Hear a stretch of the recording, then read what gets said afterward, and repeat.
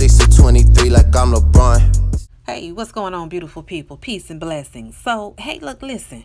A couple of weeks ago, I had two men in the building for the Truth Moment podcast. Check out this It's your episode. boy C. Will Holler, aka the Podfather from In My Mind. Everybody knows Chris, and I'm happy to join my girl Mika Joy on another Truth Moment podcast.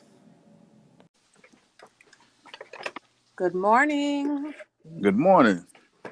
What's going on? Not much. Not much, huh? It's All 12. right. It's 12:47 in that afternoon.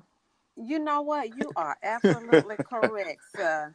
I was like, wait a minute. I just want to make sure we in the. I thought we was in the Listen, same time zone. Okay. you right. When I tell you this morning been crazy, this morning has been busy. And yeah, my mind is just all over the place right now. So my apologies. It is this afternoon. Oh, it's understood. All right. So welcome back, Chris, to the Truth Moment. Thank you for having me. I so appreciate you being here on such short notice. That's what we do. Yes. And we're joined by another guest. Guest, are you in the building? I am in the building.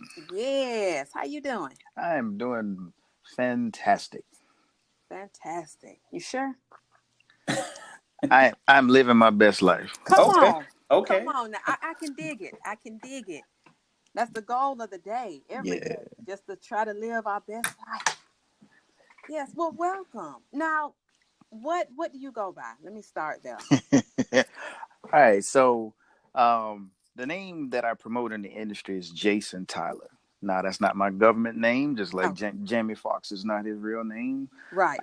I am one of the people that have to believe that, you need to protect your government name for various reasons. So, for those who know where I'm from, they know what my real name is. But to the world right now, my name is Jason Tyler. That's J apostrophe S-U-N, like J, sun in the sky, Tyler. That's what I thought. That's what I was thinking. Yes. But I like that.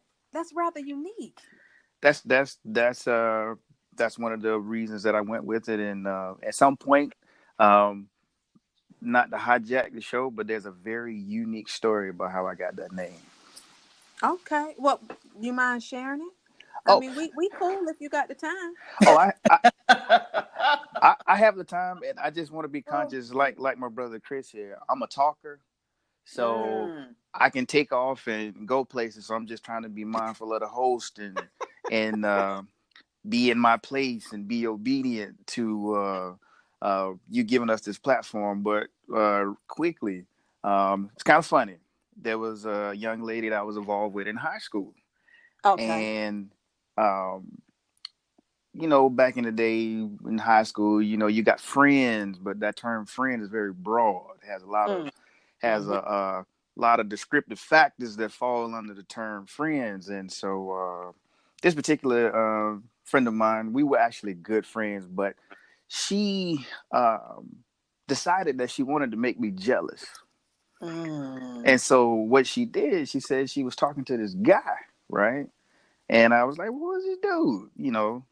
The man in me rose up, that competitive thing when it comes to somebody embarking on your territory, all your antennas raise up. And so she started telling me about this guy. She's like, he's smart, he's funny, he's this, he's that, it's just really cool dude. So I'm getting my feelings. I was like, well, why don't you go in and talk to him then, And so again, that in my younger day, having control of your emotions is not something that we really grasp, in your teenage years. So I, her trick was working. I got hot. I was like, who is this dude? And she's like, it's Jason Tyler. I'm like, What? I said, Jason Tyler? I don't know no Jason Tyler. What school he go to? I became a police and everything right quick. Investigating. Right. And I mean, she's selling him too, man. She's selling him. I mean, he's just this great guy, man. He's all around and blah, blah, blah. And so later on, after we were adults, she told me that basically, if you know my real name, she took my initials and flipped them around backwards, was talking about me to me, but called him Jason Tyler. Hold on. Back up. Because listen to Chris, you didn't know the story? because I've known you for well over 20 years. Yes, sir. Come on. And I tried to do that anagram in my head real quick, and it didn't work.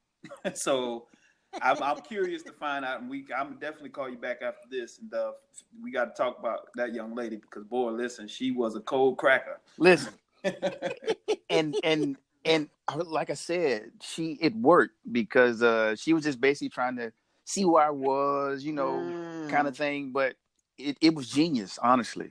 It was genius to me, and coming to find out she was talking about me to me, switching the names and stuff like that. So that name stuck with me. So I really have to give credit to her for the name. And it's just something that I just carried from that point on. Because you have to get credit where credit is due. That's just genius. So that's the actual how Jason got started. That is a very interesting story. What I'm tripping off of is how she created this paradox of you being of yourself. And what kind of psychological games was she playing in a teenage age, man? What's going on here? Now, Chris, you do understand they're a little ahead of us early on. They are. So just a little bit, and not just early on. Come on, not just early on. For some, but in this case, it was purely. I mean, all the buttons that you could push to get a reaction out of a person. Oh, it was done.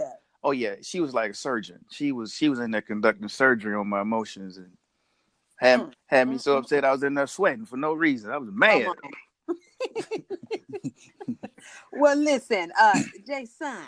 Yes. I want to welcome you to the Truth Moment podcast. On such short notice, both y'all came through.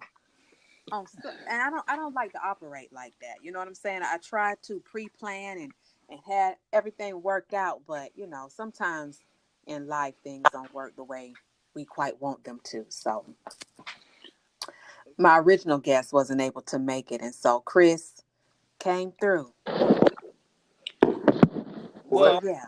Let me talk a little bit about that real quick before we get into the truth moment. Mika, I felt like I had to. Why? I felt like I had to come through for you because I mean, being a guest on your show in what was that? It seems like it was just last month, Chris.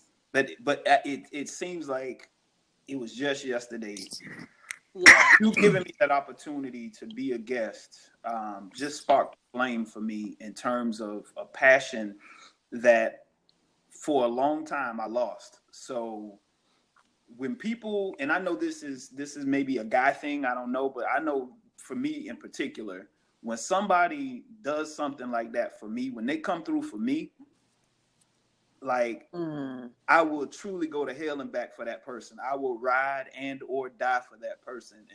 And Jason will tell you that that's just how I am as a person. That's how I've always been. I will always pick up the sword and the shield for those who pick up the sword and the shield for me. So when you gave me the brief glimpse of what that life could be like in this podcast universe, I had to return the favor in kind. So thank you for then, and you're welcome for now. I'm going to start with, I wake up every morning and I have an affirmation that I tell myself, which is, I am enough.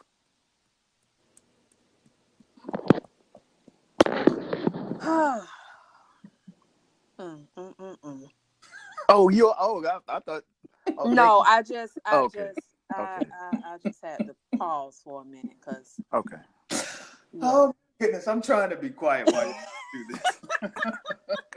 Now again, I can expound on a lot of this, but again, I don't want to take up too much time. But yeah, I am enough is a journey that I can speak on now at 42. That it took me a while to get to this place, but where I am now, living this delicious life, my best life. Not delicious. Yeah, it's delicious. That's where it is for me.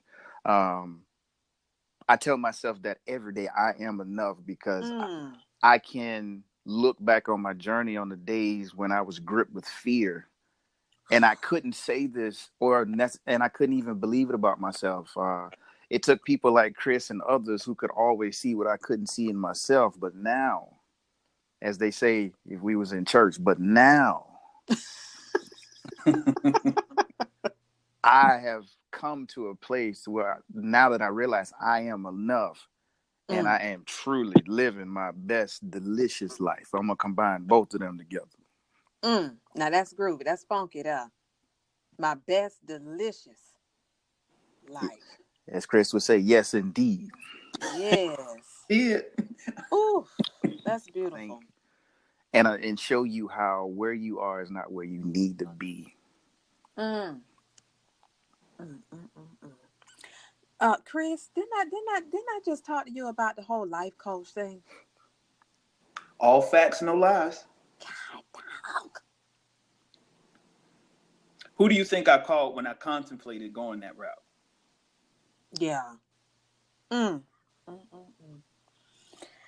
Wow. All of that there, all that there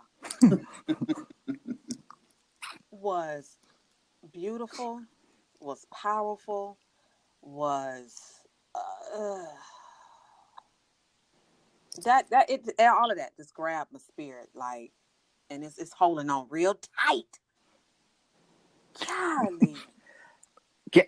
I know we press for time, but at this, I do feel the need to say this too, Mika. This is not by accident.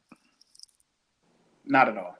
This is destiny at work, because listening to the podcast that you and Chris had, I was like, man, I was itching on the, I was listening to it. I mean, I listened to the entire thing. I didn't have to chop it up in segments. Come on. I appreciate that. I listened to the entire podcast, and like I said, I'm championing my man here, and like I said, happy that you created this platform, but at the same time, my insides is going crazy because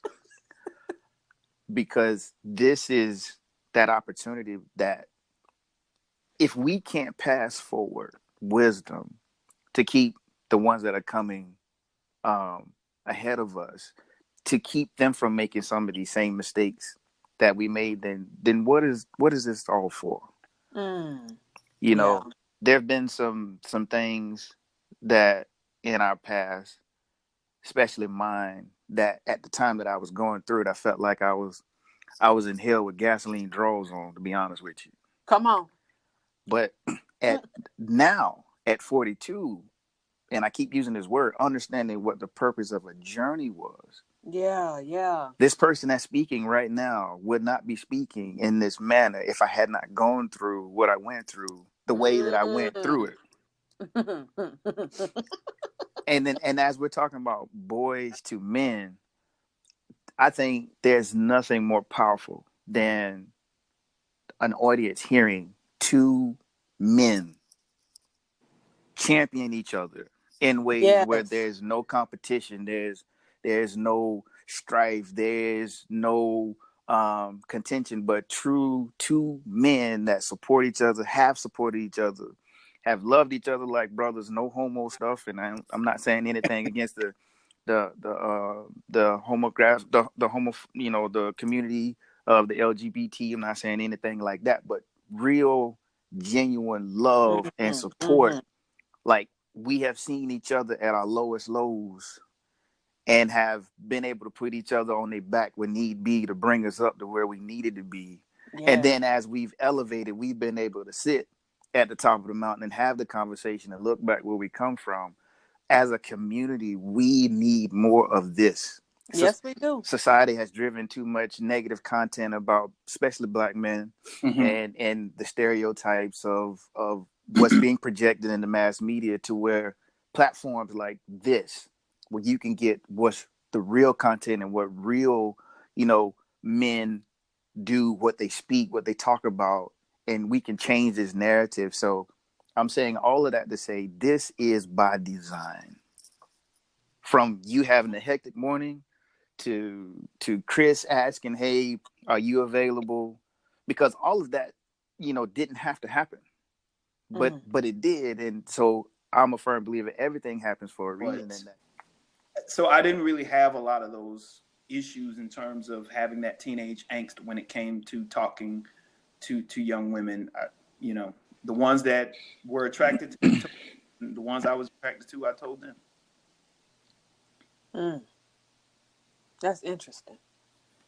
Because, you know, at that age right there, 13, 14, 15, you know, most young ones,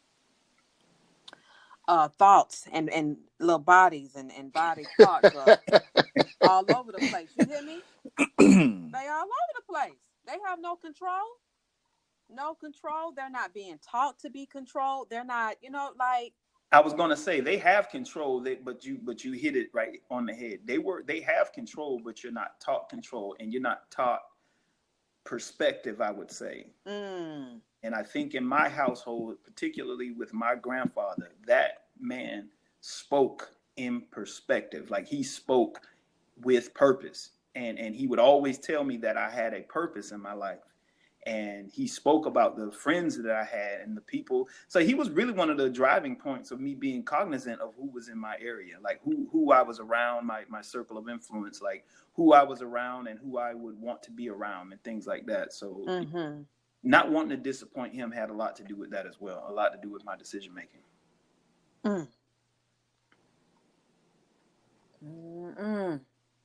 Well, I applaud you.